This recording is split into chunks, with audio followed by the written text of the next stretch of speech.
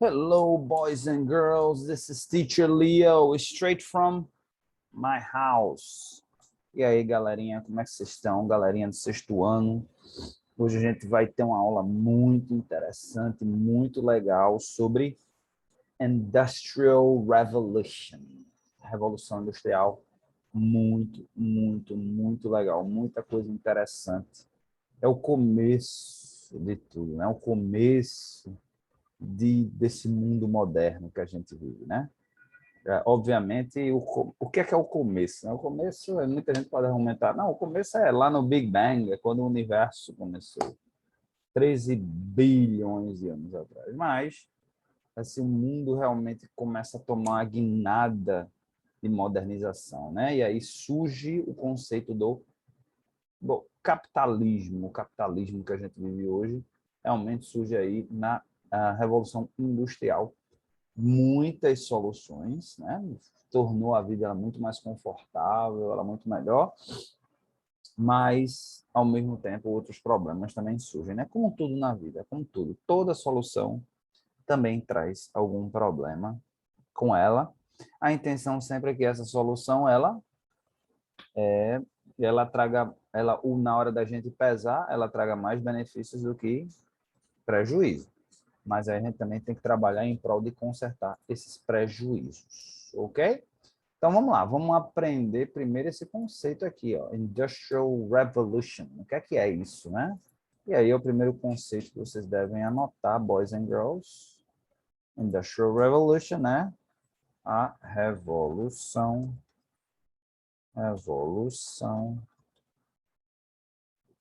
industrial. Okay? That is it. What is it? Let's go. What is it? Ok? Então, vamos lá. Apagar aqui, porque vocês podem pausar a hora que vocês quiserem para copiar. Então, the Industrial Revolution was the transition to new manufacturing processes in Europe and in the United States in the period from between 1760 to 1820 and 1840. This transition included from going hand production methods to machines, new chemical manufacturing, iron production processes, the increasing use of steam power and water power, the development of machine tools, and the rise of mechanized factory system.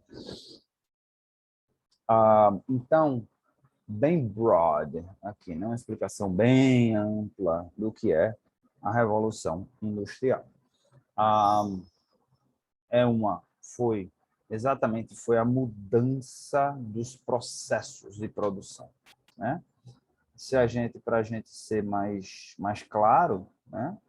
A Revolução Industrial é exatamente a mudança da fase da produção manual, da produção que a gente chama de artesanal, tá certo? Para a produção em larga escala.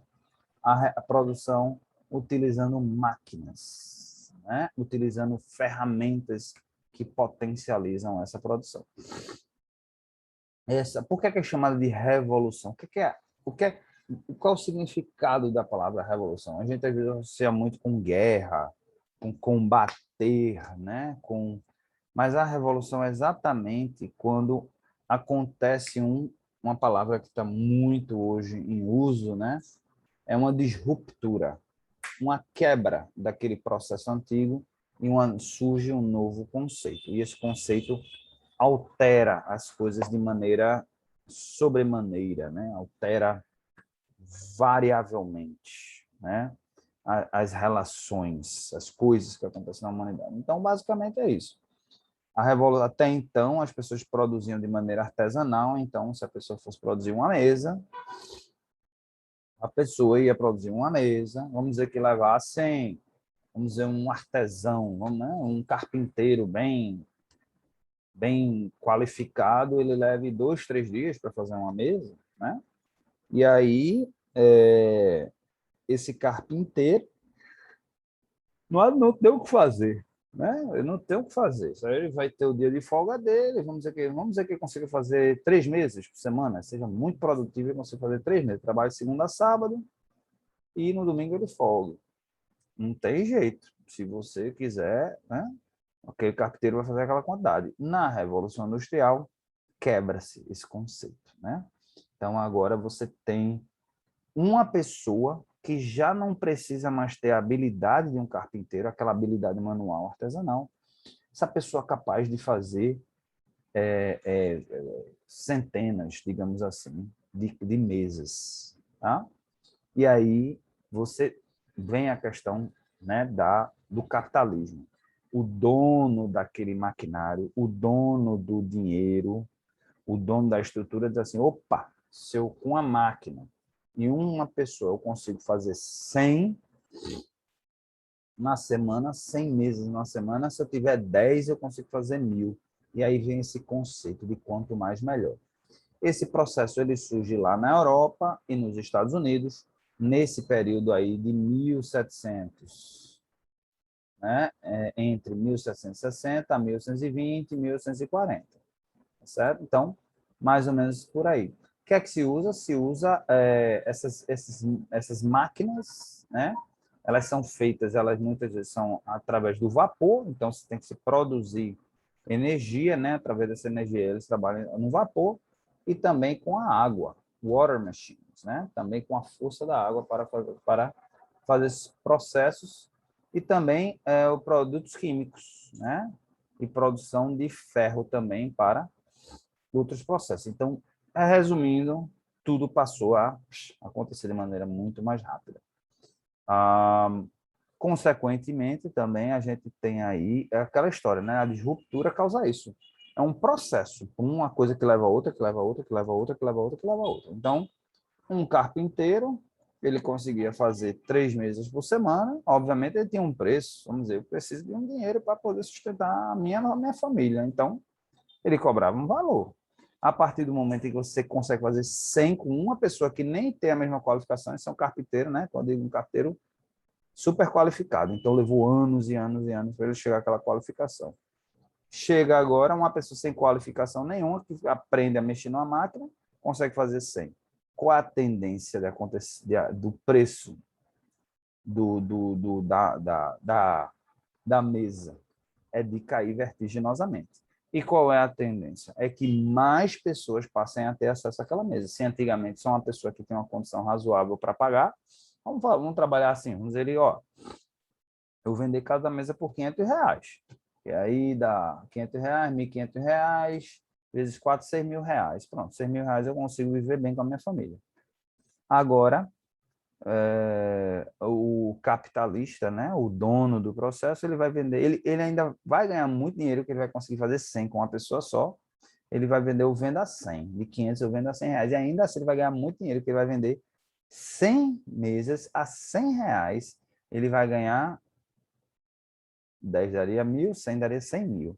Então, um carpinteiro, isso daí, um carpinteiro, então, ganhava R$ 6.000, agora você tem um capitalista ganhando R$ 100.000, faturando R$ 100.000. Obviamente, tem as despesas dele, ainda tem que pagar o salário. Com certeza, ele, o funcionário dele, paga muito menos do que o carpinteiro, você não tem qualificação, naquela época não existia legislação trabalhista, então ele dizia, eu pago a você R$ 2.000. Paga um terço do que o carpinteiro, e a pessoa não tem qualificação nenhuma, e diz assim, oxe, ok, estou trabalhando na agricultura, e aí ia trabalhar para o capitalista. E aí o capitalista ganhava R$ 98.000. Tudo bem, tem o custo de energia, ele teve que comprar a máquina, essa máquina levava um tempo para se pagar, né? Porque você tem... Mas veja quanto dinheiro o capitalista ganha sem fazer nada, só com investimento. Mudou muita coisa de lá para cá, gente? Não. Não mudou muita coisa, não. A diferença hoje, talvez, é que a gente pode dizer assim, que está um pouquinho mais, digamos assim, democratizado. Um pouco mais democratizado, mas não democratizado o suficiente. Que é o que acontece, né? Hoje em dia, a gente hoje está vivendo a nova revolução, a revolução do conhecimento. Então, às vezes, você não tem o capital, mas se você tiver o conhecimento, às vezes você consegue. Mas a verdade é que o capital exerce influência muito, muito, muito forte. Então, o que mais você tem, hoje em dia, é gente que não tem o conhecimento, mas tem o capital, e continua ganhando muito, muito, muito dinheiro. Não vou entrar no mérito de se está certo ou se está errado. Inclusive, é um tema aí até para outras aulas, talvez ética, né? Talvez história, a gente falar um pouquinho sobre isso. Até um debate, a parte até em português mesmo, aí nas aulas de produção textual, mas a gente não vai tratar desse mérito aqui agora, não. Ok? Então, textile were dominant industry of the Industrial Revolution in terms of employment, value of output, and capital invested. The textile industry was also the first to use modern production methods. Então, a indústria têxtil foi a grande, né? Aqui realmente despontou aí nesse período, tá certo? Que aí você produzindo máquinas, né? Você tinha máquinas em que você produzia em larguíssima escala, como tem até hoje, né? Uma máquina produz milhares de camisas aí por mês, tranquilamente. Quando você tinha um artesão apenas fazendo aquela roupa, vamos dizer que a pessoa levava, sei lá, algumas horas para produzir uma camisa. Então, você faz a conta, vê que agora você massifica, né? Você vê aquela cultura de massificar. Uma alta produção, porque aí você reduz muito os custos. Tá? The Industrial Revolution began in Great Britain, and many other technological and architectural innovations were of British origin. Okay? Então, começa lá na Grã-Bretanha, tá? a Revolução Industrial, tá? E vai se alastrando ao redor do mundo. By the mid-18th century, Britain was the world's leading commercial nation. Então, por conta disso, a Grã-Bretanha se transforma na nação que mais vende no mundo, né? Controlling a global trading empire with colonies in North America and in the Caribbean, and with major military political hegemony in the Indian subcontinent, particularly with the proto-industrialized Mongol Bengal through the activity of the East Indian Company. The development of trade and rise of business were among the major causes of industrial revolution. Então, você tem a Grã-Bretanha, né, nesse período aí, por exemplo, né, não tanto Estados Unidos hoje, né? A gente tem hoje um grande superpotência surgindo aí, que é a China. A China já já a segunda maior potência do mundo, e já encostando nos Estados Unidos, a gente tem a previsão que dentro de mais 5 anos apenas, 5 a 6 anos, a China ultrapassa os Estados Unidos, né? Então, a gente tem realmente essa divisão, esse divisor de águas, mas, vamos dizer assim, Estados Unidos dos anos 90, né? Aquela dominância americana, anos 80, anos 90 ali, vamos colocando os 90, começo dos anos 2000, dominância total, né? Já que a Guerra Fria se acaba ali no finalzinho dos anos 80, né? 89, com a queda do Muro de Berlim. E aí os Estados Unidos realmente é a grande potência do mundial, o grande vendedor para o mundo de serviços, de produtos, chegada da internet, a língua mais falada do mundo. Então, dominância total americana. A gente tem essa relação parecida nesse período aí, no século XVIII, começo do 19 ali, tem essa dominância total aí da Grã-Bretanha, né? Eles, tanto do ponto de vista comercial, eles é que começam essa revolução industrial, então eles que dominam os insumos, porque eles têm grandes colônias, tem os Estados Unidos, tem as Índias, né? Tem o Caribe. Então, grande chegada de insumos para essa produção, tá certo? Uma força bélica incrível, como os Estados Unidos têm hoje, tá certo? E aí, a gente entende o porquê do surgimento disso daí, né? Você tem também ali um crescimento pujante de uma classe média, de pessoas interessadas em consumir. E aí, o desejo de consumir gera o surgimento da Revolução Industrial, o investimento pesado em tecnologia, né? Não precisa, por exemplo, as universidades de Cambridge e Oxford são mais velhas que o próprio Brasil, né? Só para ter uma ideia, né, do como eles estão anos-luz, estavam anos-luz à frente da gente. Então, investimento pesado em tecnologia, em desenvolvimento de tecnologia. E aí também uma necessidade mundial por consumir, por consumo. Você tem ali a Revolução Francesa, o poder indo um pouco mais para a mão do povo, se democratizando um pouco mais, né? E as próprias colônias, os Estados Unidos também, além de ser um mercado fornecedor, também era um grande mercado consumidor, tá certo? Então, essas foram as maiores causas, né? The rise of business. Então, a necessidade mundial de consumo, tá certo? The Industrial Revolution marks a major turning point in history, né? Já falou, é um momento assim, né?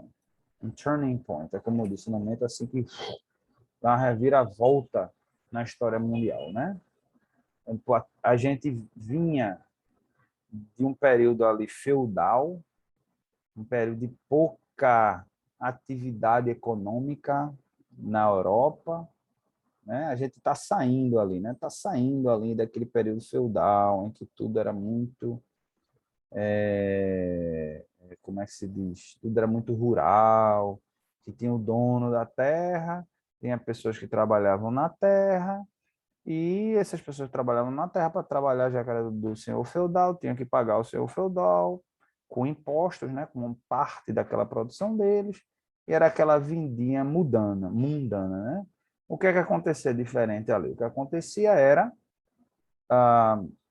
guerras, aquela guerra, um querendo dominar o outro, um querendo mais, querendo entrar na terra do outro, que era mais produtiva, etc e tal, o poder, tá? Então você tinha uma indústria aí bélica de proteção, de guerrear, tá?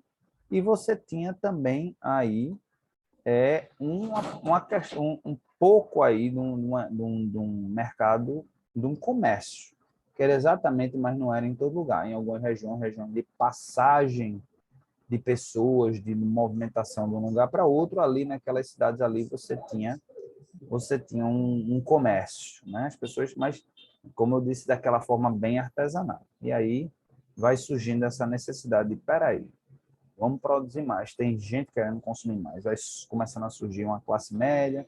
Na França, já existia uma sociedade razoavelmente estabelecida, né? Você tem aí na própria Grã-Bretanha, tem algumas colônias nos Estados Unidos e por aí vai. Tá certo? Então, almost every aspect of daily life was influenced in some way. Então, como eu disse, né? Aí saiu gerando uma revolução. Por isso que é chamada de Revolução Industrial. In particular, average income and population began to exhibit unprecedented sustainable growth. Some economists have said the most important effect of the Industrial Revolution was the standard of living for general population in the Western world began to increase consistently for the first time in history, although others have said that it did not begin to meaningfully improve until the late 19th and 20th century. Bom, então, isso daí, nessa revolução industrial, causa um impacto positivo em todo mundo, porque você tem aí aquele pessoal que estava mais capitalizado, os comerciantes mais capitalizados, e começam a investir nisso daí, começam a produzir, mas, ao mesmo tempo, eles não conseguem consumir, produzir e vender, então você tem com o comércio mais pujante, mais pessoas, né, dispostas a vender aquele produto, que você começa a produzir muito, você tem que vender para alguém, as pessoas compram e já revendem, já começam a atacar outros mercados consumidores. Você tem, por mais que se pague muito pouco, por mais que essas pessoas não tenham qualidade de vida quase alguma, por mais que né, a questão de saúde seja realmente deixar de segunda mão, mas você tem uma quantidade enorme de pessoas dispostas a trabalhar nessas indústrias, nessas fábricas, preferindo sair do rural, da vida rural, e vir trabalhar na fábrica. Porque a pessoa não tem acesso a dinheiro nenhum, a pessoa trabalhava pela subsistência, trabalhava só para comer. E quando sobrava alguma coisa, fazia algum escambo, naquela época existia alguma moeda, mas era muito, muito pouco aí. pessoa com pouca qualidade de vida, mas pelo menos tinha acesso a mais coisas. Então, as pessoas vão para as grandes cidades, aí começa realmente a primeira leva, né, de êxodo, né, o êxodo rural, né, saindo do rural e indo para o urbano. Primeiro momento aí da história da humanidade. Leva grande de pessoas, começa a ir para lá. Isso causa uma melhora, não, mesmo que não muito grande, novamente, mas causa uma melhora, tá certo? Obviamente, essas pessoas começam a ter necessidades. Antigamente, as pessoas era consumo só para comer, roupa para vestir e nada mais. Agora, essas pessoas trabalham em lugares que não dá para ter tudo, então as pessoas têm que comprar comida, têm que comprar roupa, têm que comprar outras necessidades, tá certo? E aí você começa a ter uma mudança significativa na vida das pessoas, né? E os insumos também, investimento na área aí naval, porque tem que buscar mais produtos, então começa realmente as pessoas que têm condição começam a ir mais para a universidade para poder desenvolver tecnologia, então veja como a roda começa a girar, né? Da economia, do capitalismo, né? Começa a girar.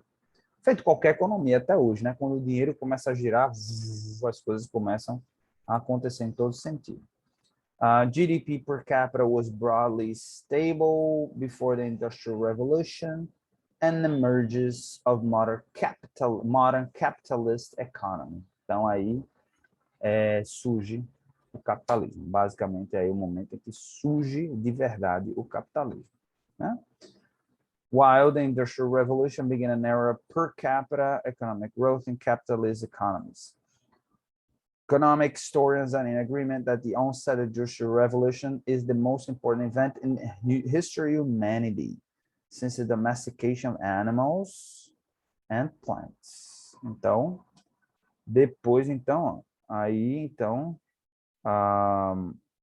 desde lá da Revolução Agrícola, ele fala aí da domesticação de animais, mas lá na Revolução Agrícola acontece meio que em paralelo, né?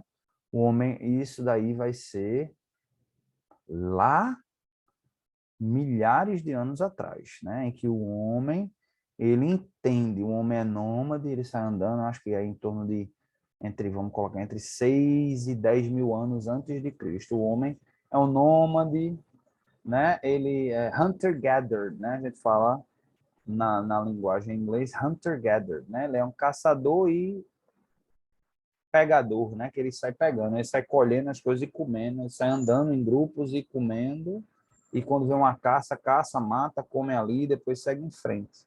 Chega um momento na Revolução Agrícola que o homem diz assim, peraí, se eu, ao invés de ficar andando para cima e para baixo, eu pegar essas coisas aqui, ele descobre que a semente, se ele joga, daqui a pouco floresce. Então, ele cresce uma planta. Peraí, se eu pegar essas coisas que eu como aqui, pegar e plantar aqui a sementezinha, ele faz e, opa, deu certo. Perto de uma região que tem um rio para poder aguar aqui, né? Para fazer a irrigação. Funciona. E mais ou menos em paralelo, ele pegou para ter uns animais aqui que não representam muita ameaça, é pacífico. Vou segurar esse daqui. E aí ele vai vendo os mais agitados, ele mata ou libera, os mais mansos ele vai mantendo, e aí ele vai fazendo a seleção de DNA. Então, essa revolução, que aconteceu há milhares de anos atrás, os historiadores consideram a Revolução Industrial como a mais importante desde aquela época. Ok? Na verdade, fala since the domestication of animals and plants. Então, interessantíssimo, né? The precise start and end of the Industrial Revolution is still debated among historians, as is the pace of economic and social changes. Ok? Então, é interessante, a gente tem algumas teorias a respeito aí de quando essa Revolução Industrial termina, né? A gente pode até argumentar que ela não terminou ainda, tá? A Revolução Industrial, porque não está sempre tendo alguma novidade, não está sempre criando alguma coisa não está sempre sendo feita de uma maneira diferente, então a gente pode argumentar que não acabou. Outras pessoas argumentam que acabou-se a era industrial, agora a revolução da informação, né? É outra revolução. Então, pessoa que tem acesso à informação, ela tem um diferencial e aí ela causa disrupturas. Disrupturas acontecem dessa maneira. Por exemplo, a internet, né? A internet, ela causa uma disruptura, ela causou, quando ela se massificou, a internet, se eu não me engano, ela foi criada lá nos anos 60 ainda, né? 60, 70, vem a criação do PC, né? Que é o Personal Computer, computador pessoal. Anos 90 vem a ideia de se criar, de disponibilizar a internet para as pessoas, e aí, já no fim dos anos 90, acontece a revolução de empresas usando a internet para ganhar dinheiro. Isso por si só criou outra disruptura imensa, não só na área da produção, mas na área da educação, na área da informação, prestação de serviços. Hoje em dia as pessoas não precisam trabalhar numa fábrica para sobreviver ou trabalhar na agricultura. Hoje em dia tem o setor de serviços, né? São exatamente as pessoas que não produzem nada, elas prestam serviço. Por exemplo, eu como educador, eu não produzo nem nada físico. Minha produção é intelectual. Minha produção é ajudar vocês a ficarem mais inteligentes, né? A se educarem, a adquirirem mais conhecimento. Eu sou um mero prestador de serviço, certo? Então, eu preciso estar sempre investindo nisso daqui, ó. Estar sempre investindo na cachuleta, sempre para trazer novidades para vocês, sempre para trazer coisas interessantes para vocês. Então, existe um debate muito grande aqui dos historiadores, mas eu não vou entrar nesse mérito, tá certo? Só rapidinho aqui, a gente vai falar aqui sobre uma recessão que aconteceu. An economic recession occurred in the 1830s to early 40s, when the adoption of industrial revolution, early innovations such as mechanized spinning and weaving slowed their markets matured. Okay? Innovation developed late in the period, such as increased adoption of locomotives, steamboats, and steamships, blast iron smelting, and new technologies such as electrical telegraph, widely introduced in the 1840s and 50s, were not powerful enough to drive higher rates of growth. Ok? Então, a gente volta para a questão dos dias de hoje. Até hoje é debatido isso daí, né? O que causa crescimento econômico é aumento de renda, né? Então, existe sempre aquele embate. O capitalista, o dono, o que chama capitalista? Vem do capital. Então, o dono do capital, ele está sempre querendo ganhar mais. Como é que ele ganha mais? Então, ele vendendo, quanto mais caro ele puder vender o produto dele, ele vai vender. Quanto mais puder reduzir custos, ele vai reduzir. Então, ele trabalha o máximo possível para pagar o menos possível aos seus funcionários. Ele pensa dessa forma. Quanto menos eu pagar meus funcionários ou reduzir custos de algum lugar, mais essa distância aqui entre o meu preço de venda e o meu preço de produção é a margem de lucro do capitalista. Obviamente tem imposto ainda no meio, mas depois você paga imposto, né? Você tem o lucro. Então o capitalista sempre pensa em ganhar o máximo de lucro possível e achatar salário é uma delas, né? Então, já nos anos 30, 1830, 1940, começa a acontecer, começa a haver um platô, a gente chama isso de platô, né? Vai chegando um momento que vai estacionando. Por quê?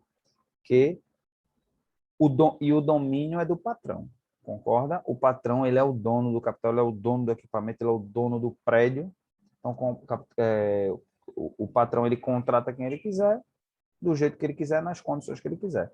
Hoje existe uma lei trabalhista que garante o mínimo, que diz assim, ó, você tem que proporcionar esse mínimo. Mas, se você tem uma alta demanda, tiver muita gente querendo aquele emprego, você vai fazer o quê? Você vai dar o mínimo aí. Naquela época, o mínimo era praticamente nada, porque não existiam leis trabalhistas, né? Vem surgir depois aí. Então, o mercado consumidor começa a estacionar, porque as pessoas não têm dinheiro para consumir. Então, começa, até hoje, esse embate, esse debate existe, né? O capitalista quer pagar o mínimo possível, mas são as pessoas que consomem o produto capitalista. Então, é uma eterna discussão. Então, mais ou menos foi o que aconteceu aí nesse período, e eu perdi um tempinho falando sobre isso, porque é muito atual, é um tema muito atual. Ok, boys and girls, então, para a gente finalizar, né, to wrap it up, a gente vai, eu vou pedir um pouquinho, tá certo? Que vocês falem sobre a Revolução Industrial, tá certo? Em outras fases, certo? Então, eu vou pedir que vocês façam uma pesquisa aí sobre a Revolução Industrial no Brasil. Quando é que a Revolução Industrial ela chega no Brasil? Quando é que ela vem causar um impacto no mercado brasileiro? Certo? Uma dica é isso vem acontecer em torno de 100 anos depois, né?